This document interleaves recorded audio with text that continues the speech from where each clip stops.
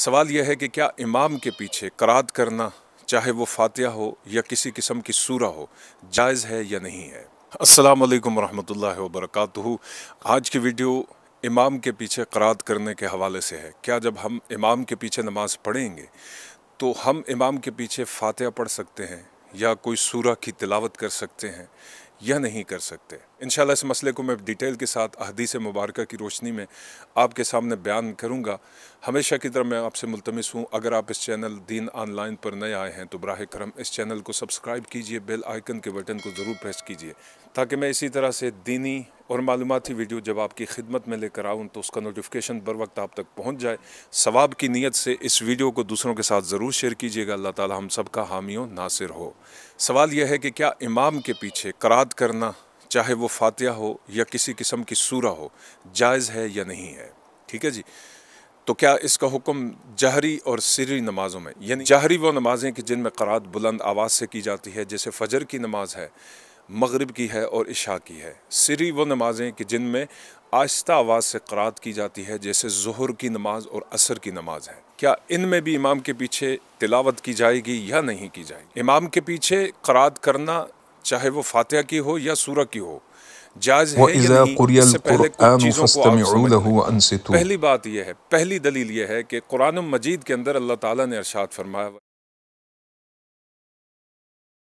कि जब कुरान मजीद तिलावत किया जाए, जब कुरान की तिलावत हो तो तुम खामोश रहो और ख़ामोशी से उसे सुनो ताकि तुम पर रहम किया जाए।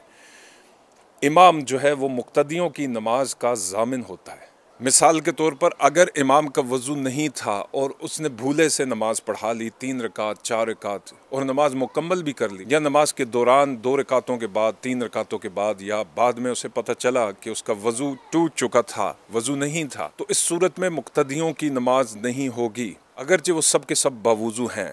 क्यों? क्योंकि वो डिपेंड कर रहे हैं इमाम की इक्तिदा पर, उसकी पैरवी पर। जब जिसकी पैरवी की गई उसका वज़ू नहीं है तो लिहाजा इनकी भी नमाज नहीं होगी। फिर दोबारा से इन्हें इमाम के साथ नमाज पढ़नी पड़ेगी या अलहदा से अपनी नमाज को दोबारा से अदा करना पड़ेगा। इस तरह से अगर इमाम नमाज के दौरान किसी जगह पर उसको साहव लाहक हो गया, मसलन नमाज के अंदर किसी जगह से वाजिब की गलती हो गई इमाम से, तो सब मुक्तदियों के ऊपर सजदा साहव लाजिम हो जाता है, इसलिए कि उन्होंने इमाम की इक्तिदा की हुई है, इमाम की ताबेदारी की हुई है। लिहाजा इस ताबेदारी की वजह से उन पर सजदा साहव लाजिम होगा। अगर वो इमाम के भूलने पर इमाम के साथ सजदा साहव नहीं करेंगे तो उनकी नमाज नहीं होगी। इस तरह से अगर आप इमाम के पीछे नमाज पढ़ रहे हैं और आपके ऊपर मुक्तदियों के ऊपर, यानी मुक्तदियों के ऊपर जितना मर्जी साहव लाजिम हो जाए, वो जितना मर्जी भूल जाएं, लेकिन उन पर सजदा साहव लाजिम नहीं होता, क्योंकि उनकी नमाज का ज़ामिन इमाम है। इमाम के साथ उनकी नमाज दुरुस्त हो जाएगी। लिहाजा ये दलाइल आपने समझ लिए कि इमाम आपकी नमाज का ज़ामिन है।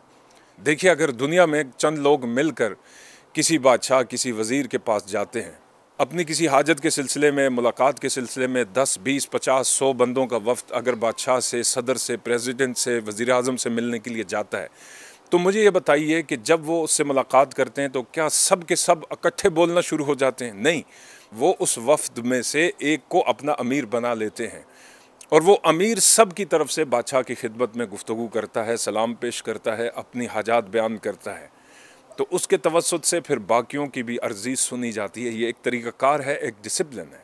अब हदीस मुबारका की तरफ आते हैं।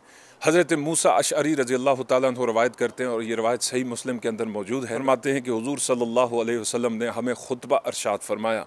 खुतबा के अंदर नबी पाक सल्लल्लाहु अलैहि वसल्लम ने हमें तरीक़ा समझाया। किसका? नमाज का तरीक़ा समझाया और नमाज हमें सिखाई, और अरशाद फरमाया कि जब तुम इमाम के पीछे नमाज अदा करने लगो तो अपनी सफ़ों को दुरुस्त कर लिया करो, और जब इमाम तकबीर कहे तो तुम भी तकबीर कहो, और जब इमाम क़रात करे तो तुम खामोश रहो और गौर से उसकी क़रात को सुनो। यानी ये हुक्म कुरान मजीद की उसी आयत का हुक्म है। देखिए, जो मैंने इब्तिदा में आपके सामने बयान किया कि अल्लाह कुरान में फरमाता है जब कुरान पढ़ा जाए तो तुम खामोश रहो और गौर से कुरान मजीद को सुनो ताकि तुम पर रहम किया जाए। तो कुरान की तिलावत सुनने का नमाज के अंदर भी वही हुक्म है जो नमाज के बाहर का हुक्म है। ठीक है जी।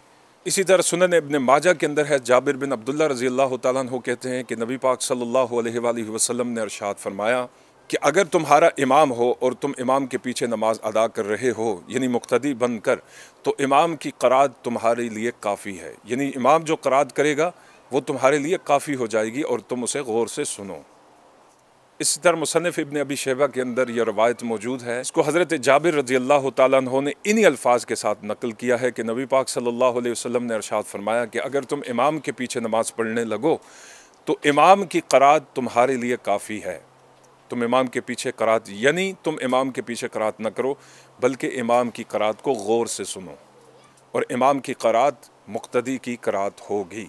लिहाजा ये चंद अहदीस थीं और दीगर हवाले थे जो मैंने आपकी खिदमत में बड़ी तफसील के साथ बयान कर दिए हैं।